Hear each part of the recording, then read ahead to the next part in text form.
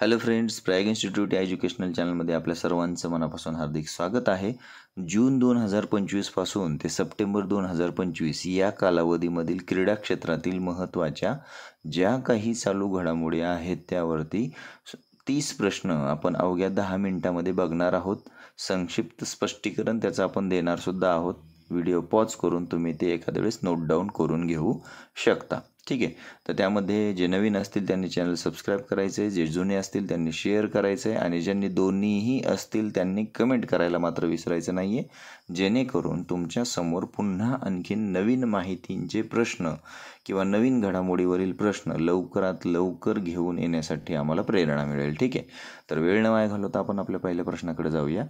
Olympic 2028मध्ये कोणत्या खेळाला पहिल्यांदाच अधिकृत मान्यता देण्यात आलेली आहे? क्रिकेट या खेळाला मान्यता देण्यात आलेली आहे. लॉस एंजेलिस ऑलिम्पिकमध्ये क्रिकेट पहिल्यांदाच समाविष्ट होणार आहे मित्रांनो. ठीक आहे. T20 स्वरूप आहे मात्र त्याचं, बरं का, कारण त्यावर सुद्धा प्रश्न विचारला जाऊ शकतो. 50 ओव्हरची मॅच नाही राहणार, 20च ओव्हरची मॅच राहील त्याच्यामध्ये, म्हणजे जसं आपलं IPL चालतं, इंडियन प्रीमियर लीगसारखं. ठीक आहे. पुढचा प्रश्न बघूया आपण. जून 2025मध्ये झालेल्या T20 विश्वचषकाचे विजेते कोण आहे? ठीक आहे. तर त्यामध्ये भारत हे उत्तर आहे. भारताने वेस्ट इंडिजला हरवून 2025मध्ये T20 विश्वचषक जिंकला आणि हा भारताचा दुसरा T20 विश्वचषक आहे. 2025मध्ये विम्बल्डन पुरुष एकेरी विजेता कोण ठरलेला आहे? आता विम्बल्डन हे काय आहे, तर त्या ठिकाणी टेनिस स्पर्धा चालत असते. विम्बल्डन पुरुष एकेरी असेल, पुरुष दुहेरी असेल. दुहेरी म्हटलं की 2 असतात, एकेरी म्हटलं की 1 खेळाडू असतो. तर यामध्ये विम्बल्डन चषक पुरुष एकेरी विजेता 2025मधील विम्बल्डन महिला एकेरी विजेती कोण ठरलेली आहे? तर इगा स्वियातेक ही आहे. हे नावं सगळे जरा थोडे चित्रविचित्र आहेत, लक्षात ठेवायला. पण त्यामध्ये इगा स्वियातेक जी आहे ना, ही पोलंडची आहे आणि 2025चं तिनं आपलं विम्बल्डन महिला एकेरी विजेतेपद जिंकलेलं आहे, बरं का. पुढचा प्रश्न बघूया. 2025मध्ये आशियाई ॲथलेटिक्स स्पर्धेत उंच उडीमध्ये सुवर्णपदक कोणी जिंकलेले आहे? 2025मध्ये आशियाई ॲथलेटिक्स स्पर्धेमध्ये उंच उडीमध्ये सुवर्णपदक तेजस्विनी शंकर ने मिळवलेले आहे. 2025मध्ये US ओपन महिला विजेती कोण ठरलेली आहे? आता US ओपन महिला कोण ठरलेली आहे, तर कोको. डायमंड लीग भालाफेक अंतिम फेरीमध्ये विजेता कोण ठरलेला आहे? नक्कीच तुम्ही पर्याय वाचल्यावर तुमचं उत्तर बरोबर येणार आहे. नीरज चोप्रा. ओके. नीरज चोप्राने 89.45 मीटर भाला हा फेकून त्या ठिकाणी 2025मधील पॅरिसमध्ये डायमंड लीग भालाफेक अंतिम फेरीत विजेतेपद पटकावलेला आहे. पुढचा प्रश्न. 2025मध्ये फिबा बास्केटबॉल चषक कोणी जिंकला? अमेरिकेने जिंकलेला आहे हा.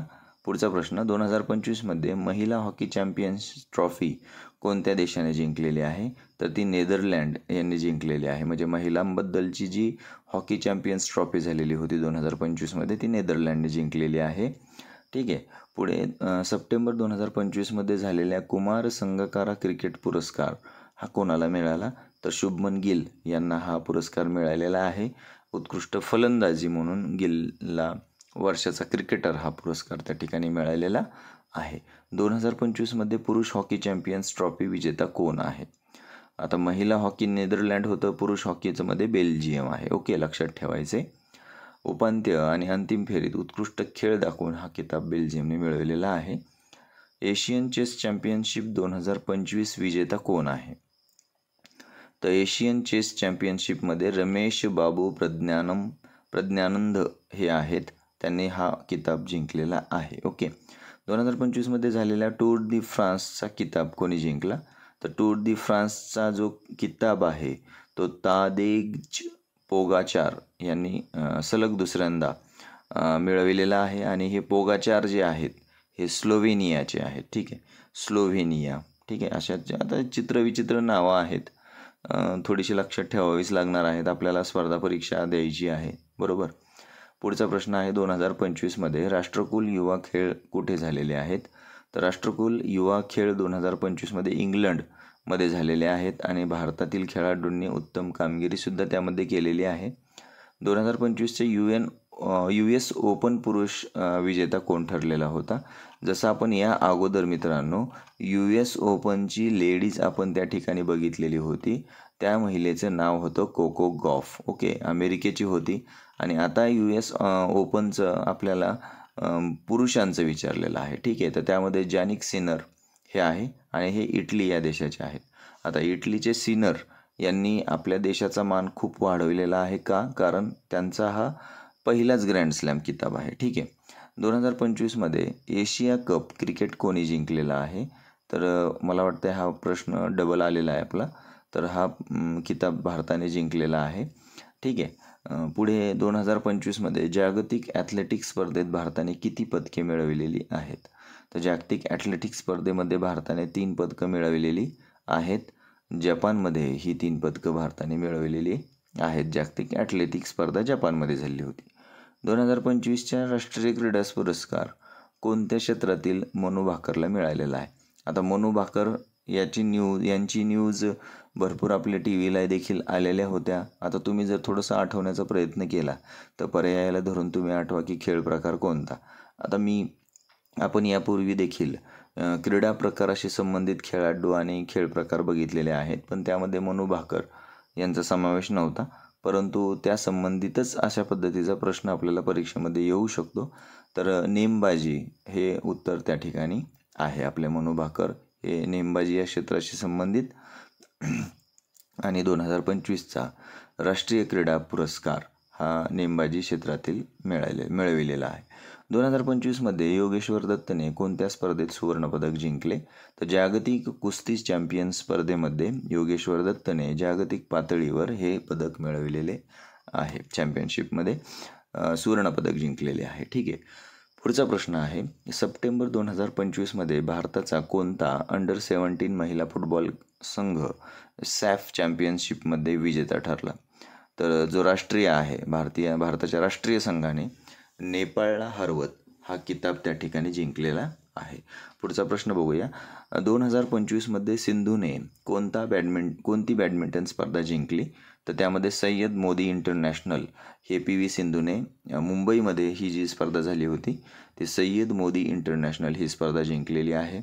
पुढचा प्रश्न आहे, 2025मध्ये रार बंगाल टायगर्सने कोणता खेळ जिंकला?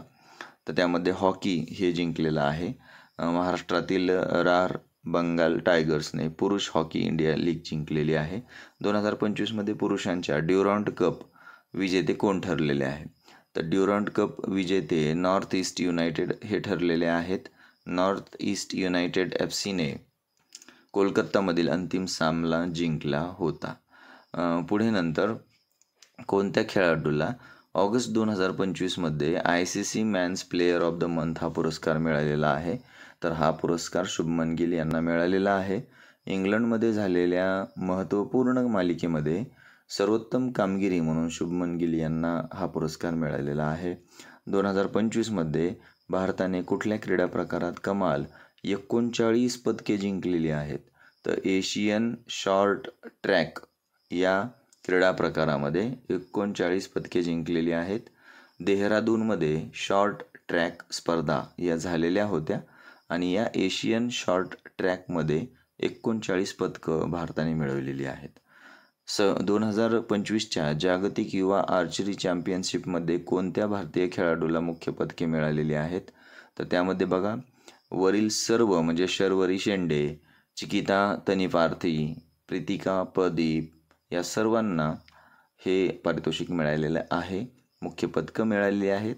कुठली होती ती? तर जागतिक युवा आर्चरी चॅम्पियनशिप होती. ठीक आहे. आणि सर्व भारतीय खेळाडूंनी ही भुवनेश्वरमध्ये घडलेली जी स्पर्धा आहे कोणती? तर ती आहे जागतिक युवा आर्चरी चॅम्पियनशिप. ठीक आहे. तर ही पदकं सर्व भारतीय खेळाडूंनी जिंकलेली आहेत. पुढे 2025मध्ये ITTF पॅरा चॅम्पियनशिपमध्ये सुवर्णपदक कोणी जिंकले? तर भावना पटेल यांनी हे जिंकलेलं आहे. अमेरिके येथे ITTF म्हणजेच पॅरा स्पर्धा झालेल्या आहेत. आता पॅरा ऑलिम्पिक असेल किंवा पॅरा चॅम्पियनशिप असेल त्यामध्ये दिव्यांग खेळाडू भाग घेत असतात आणि यामध्ये भावना पटेलने हे विजेतेपद मिळविलेले आहे. पुढे बघा, सप्टेंबर 2025मध्ये BWF म्हणजेच वर्ल्ड चॅम्पियनशिपमध्ये कोणत्या भारतीय जोडगोळीने ब्रांझ मेडल मिळविलेले आहे? सात्विक आणि चिराग जोडीने पॅरिसमध्ये ब्रांझ पदक मिळविलेले आहे. ठीक आहे. पुढे नंतर 2025मध्ये महिला क्रिकेट वर्ल्ड कपचे आयोजन कोणत्या देशामध्ये झाले? महिला क्रिकेट वर्ल्ड कपचे आयोजन हे भारत आणि श्रीलंका या देशामध्ये झालेलं होतं. ICC महिला क्रिकेट वर्ल्ड कप 2025 भारत आणि श्रीलंकाने आयोजित केलेला होता. 2025मध्ये विश्वश्रेणीत कोणत्या भारतीयांची शूटिंगमध्ये जागतिक विक्रमी कामगिरी झाली? तर त्यामध्ये विश्वश्रेणीमध्ये शूटिंगमध्ये अंकुल मित्तल यांची जागतिक विक्रमी कामगिरी त्या ठिकाणी झालेली आहे. ठीक आहे. तर अशा पद्धतीचे आपण हे 30 प्रश्न बघितलेले आहेत. नक्कीच तुमच्या ज्ञानात यामधून भर पडेल. तुमच्या स्पर्धा परीक्षे रिलेटेड जे काही प्रश्न असतील त्या प्रश्नांकरिता यामधील एखादा प्रश्न हा विचारला जाऊ शकतो आणि तुमच्यासाठी तो फायदेशीरही ठरू शकतो. ठीक आहे. तर जास्त न वेळ घेता आपण 30 प्रश्न या ठिकाणी बघितलेले आहेत. अशाच स्वरूपाची क्रीडा घडामोडीशी संबंधित प्रश्न पुढील भागात पाहण्यासाठी जे नवीन असतील त्यांनी सबस्क्राईब करा, जे जुने असतील त्यांनी चॅनल शेअर करा आणि इतरांनासुद्धा या संधीचा फायदा घेऊ द्या आणि पुढे कमेंट्स देखील करायला विसरू नका. आपण या ठिकाणी सजेशनसुद्धा देऊ शकता आणि मोटिवेशन वाढविण्यासाठी आपण कमेंट्ससुद्धा करू शकता. ठीक आहे. तर अशाच नवनवीन प्रश्नांवर आपण चर्चा करण्यासाठी पुढील भागामध्ये भेटूया. तुम्हाला कसं वाटलं? आवडलं असेल तर लाईक करा, नसेल आवडलं तर कमेंटमध्ये मेन्शन करा की सर यामध्ये आपण थोड्या वेगळ्या पद्धतीने किंवा थोड्याशा प्रश्नाचे जे क्रायटेरिया आहे तो थोडासा चेंज करून आपण काहीतरी वेगळ्या पद्धतीने घेऊया असं सविस्तर तुम्ही सांगू शकता किंवा मेल देखील करू शकता prayaginstitute@gmail.com वरती. ठीक आहे.